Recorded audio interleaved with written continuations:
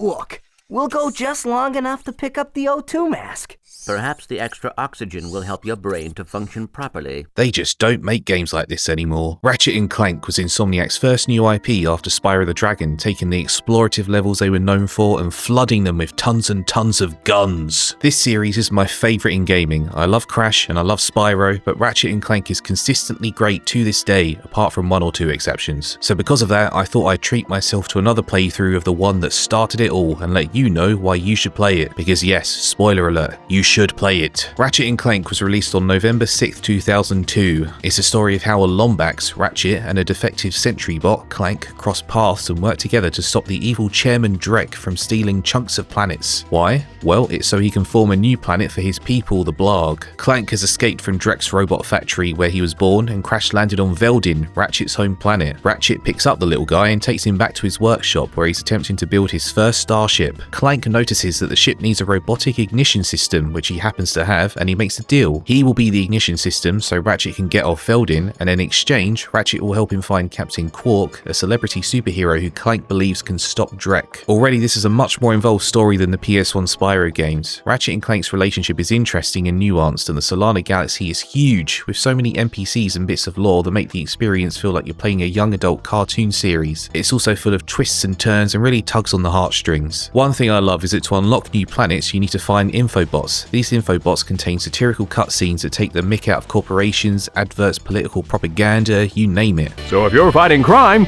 or just fighting grime, come to Al's RoboShack in Metropolis for all your robotic repairs. They're so good. And looking back at the cutscenes now, not just the infobot cutscenes, but all the cutscenes, I was impressed by how well voiced they are. Captain Quark is amazing, of course, rest in peace Jim Ward, but Drek is also fantastic, voiced by Kevin Michael Richardson. You have now officially worn out your welcome and my patience.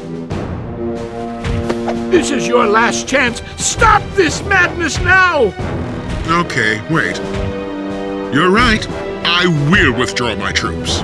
Really? No! He's all yours, gentlemen. Try not to leave any marks. The character is so menacing and you get a real sense of galactic danger from him, much more so than Paul Giamatti. I mean, I like Paul Giamatti as an actor, but come on. Ratchet is voiced by Mikey Kelly, with James Arnold Taylor taking over the role from Ratchet 2 onwards. But here, I think Mikey Kelly does a good job. Ratchet is more immature than he is in later entries, less experienced with saving the galaxy, and he has a character arc where he learns to care for others over the course of the game. So I think Mikey Kelly's more abrasive acting suits his version of the character, and to be honest, in a parallel timeline, I would have liked to have heard him voice a more experienced Ratchet in the sequels, just to hear the evolution. But we don't live in that timeline, so oh well. Clank is voiced by David Kay, who was also the voice of Nathan Hale in the Resistance series, and here the character is so adorable. There's something about him that makes me want to give him a hug and squeeze him tight even more than future games. It's probably the fact that he was literally born yesterday, so he's learning how to interact with the galaxy, and I found myself rooting for him every step of the way. I should say that the relationship between him and Ratchet is a bit divisive in the community. There's an event a few planets in where Clank accidentally falls into a trap, pulling Ratchet with him, and that makes Ratchet absolutely furious. For quite a while after, he's antagonistic towards Clank and blames him for what happened. We are on a mission to save the galaxy.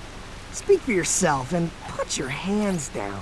You look ridiculous. Some think this is too much, while others say it's fine because it feeds into Ratchet's character arc and allows Clank to grow more confident in standing up for what he believes in. After this recent playthrough, I fall somewhere in the middle. There's a clear point where Ratchet shows regret for being a selfish you-know-what and softens up, which is a nice payoff, but the stretch to get there is a bit too long and blunt. You are friendly, aren't you? To you, yes. To him, no. Ultimately, I think it would have been a worse story if their feud didn't exist, but they could have loosened it up a little bit. Also, this game is hilarious. I can't stress that enough. It's the kind of humour that feels like it isn't even trying. It's just so effortless. There you go, sweetie. You look so handsome. Thank you, miss. Your craftspersonship is excellent. If you two are through...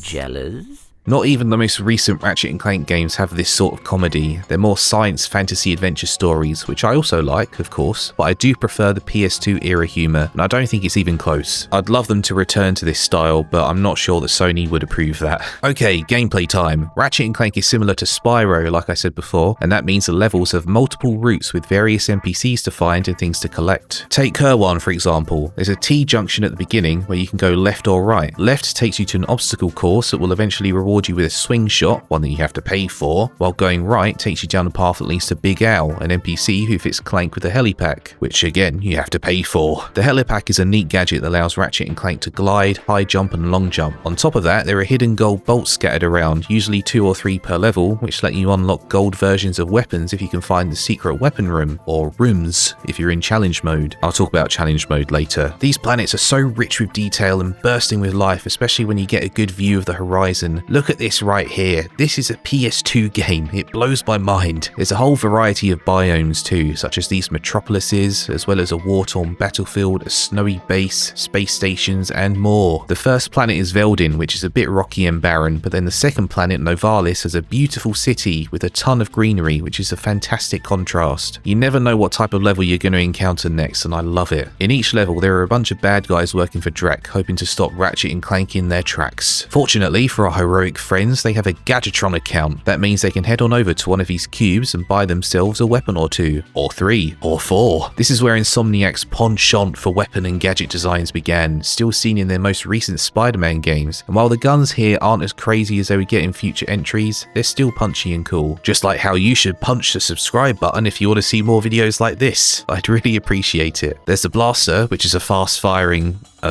blaster, I guess, the bomb glove, the devastator, and one of my favourites, the pyrocitor. This thing is a lifesaver when you're surrounded by a swarm of enemies because, unlike future games, there's no proper strafing here. Okay, there is strafing, but it's only after you get the thruster pack, and it sucks. Look at this. It's so slow. Because damage in this game is more like Spyro, where enemies seem to take only a few hits before they fall, pretty much all of the weapons are effective, including the wrench. Some are more powerful than others, sure, but you won't have to fire your blaster much to get rid of even the toughest commandos. That means the pyrocitor is great because you can just spin in a circle and spray the bad guys away. But the lack of strafing is a bit of a dent to this game's fun factor. Not a huge one, but let's just say I played a bit of Ratchet & Clank up your arsenal after completing this, and I was so relieved to be able to move side to side while firing. I think this is one thing I would want to be added if the game is ever re-released in a collection for a modern PlayStation console. You know, like how the spin dash is always added to modern ports of Sonic the Hedgehog 1. The Ratchet & Clank PS2 games are apparently a bit of a mess in terms of the code, but still, it would be nice to see the strafing from the later games added as an option in Ratchet & Clank 1. I don't think a PS2 collection is on the cards right now, but I'm just trying to manifest it into being.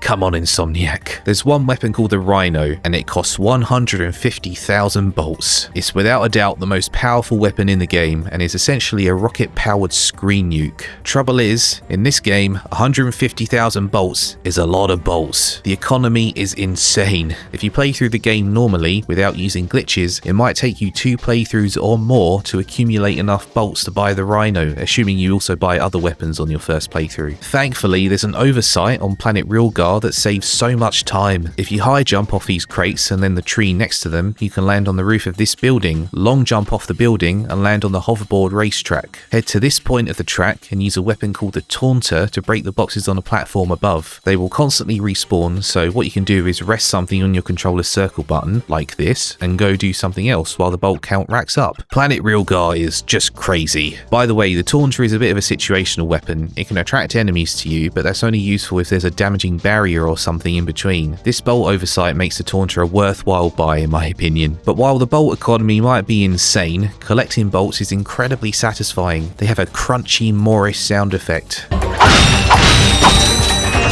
And they fall out of enemies like you just blown up pinatas. The sound effects in general are pretty great here. Smashing crates with Ratchet's wrench feels appropriately heavy, and the weapons sound hard hitting while firing. And the music, oh my goodness, the music. David Bergeau, I hope I pronounced that right, composed the soundtrack, and it's so unique. I'm far from an audio expert, but I could listen to Ratchet & Clank soundtracks all day. This first game has such an early 2000s sci-fi vibe, and it's awesome. Let's talk about hoverboarding now. This is a neat little feature. Ratchet can take take part in hoverboard races as part of the story, but you can also play them as many times as you want to get the best possible time. I love the idea of hoverboarding, it's just so sci-fi. When Ratchet wins his first race, he gets the Platinum Zoomerator, which allows him to perform tricks to build up a boost bar. Press square and you'll get a bit of a boost, but there are boost pads on the tracks anyway. This is a good example of a feature that doesn't get in the way of the platforming too much. Sure, there are 2 mandatory hoverboard races you need to win, but they're a nice change of pace and they're over quickly. The game is 95% platforming and shooting bad guys. Oh, you also get to play as Clank. His sections are interesting because they merge platforming with commanding little robots called Gadgetbots. Gadgetbots can attack larger enemies and enter bot ports, which open doors for Clank to go through. I generally like these sections, but I do think one on Planet Orxon is a bit too long. Still, it's nice to see Clank taking the lead and not just being relegated to a sassy backpack for the entire game. He also has a different kind of gameplay later on, but I won't spoil it because I think it's worth finding out for yourselves. The game is a bit more difficult than later entries in my opinion, and that's primarily down to the health system, which is more like Spyro than it is a traditional health pool. Ratchet has 4 segments of nanotech by default, which means that if he takes 4 hits in a row, he goes down. There are nanotech crates scattered around that restore 1 segment each, but the nature of the gun-heavy gameplay means it's easier to take hits compared to the Spyro games. You can upgrade the amount of nanotech segments Ratchet has, but that's later in the game and costs a fair few bolts. Maybe you're the sort of gamer who loves a puzzle. Well, may I introduce you to the Trespasser, which is a gadget that unlocks doors. It's mandatory for completing the game, but the puzzles are fun and not too difficult. You have to move the lasers in a circle so all the red ports turn green. It's a sci-fi lockpicking minigame and I think it's cool. Still not convinced? Well, how about Starship dogfights, which don't have the best controls nowadays, but they're fun and they involve you shooting down Blarg ships and whatnot. And look at these turret sections, which can be a bit tricky, but they're still satisfying. Blowing up massive ships is always a good time. One of the best things about Ratchet & Clank games is Challenge Mode, which lets you replay them from the beginning with all your weapons unlocked. New Game Plus, essentially. Future entries would expand it a bit, like giving you a bolt multiplier to make gaining tons of bolts easier, but here that doesn't exist. You still get to replay the game with the Tesla Claw or the Rhino though, which is epic, and beating the game unlocks a goodies menu, which lets you finally see what skill points you've unlocked and a bunch of other cool things. Skill points are achievements before achievements existed. For example, I got one by sniping this enemy through a hole. Can't believe I spotted it, to be honest. A replayable platformer is the best kind of platformer, and Ratchet & Clank encourages you to do just that. So in conclusion, this game is fantastic. It's not perfect nowadays because the lack of strafing is something you do need to get used to, but it's still a tightly paced, action-packed platformer with brilliant cutscenes and a constantly replayable loop. Any platforming fan should play this game as soon as possible, and heck, any gamer should try it out regardless of whether they're into platformers or not. That's right, I am the man. Yes you are, Clank. Yes you are. There's just one itsy bitsy problem. The only way to play this game on modern platforms nowadays is through PS Plus Premium, which is super expensive, and even then it's the HD PS3 version which has graphical bugs. So the best way to play it without getting yourself an actual PS2 or PS3 is to emulate it. Still, there are a ton of ways to emulate PS2 games now, and you can find plenty of guides on YouTube. The game isn't that expensive on the second-hand market, so it should be easy to find a disc to back up digitally, which is what you'll need to do in order to emulate it. I found it for a tenner on CEX, which is one of the biggest used media stores in the UK. Not a bad price. Anyway, that's it for me. Thanks for watching. Subscribe to the channel if you enjoyed this look back at Ratchet & Clank 1. Smash that like button. Have a great day or night wherever or whenever you are, and I'll see you next time.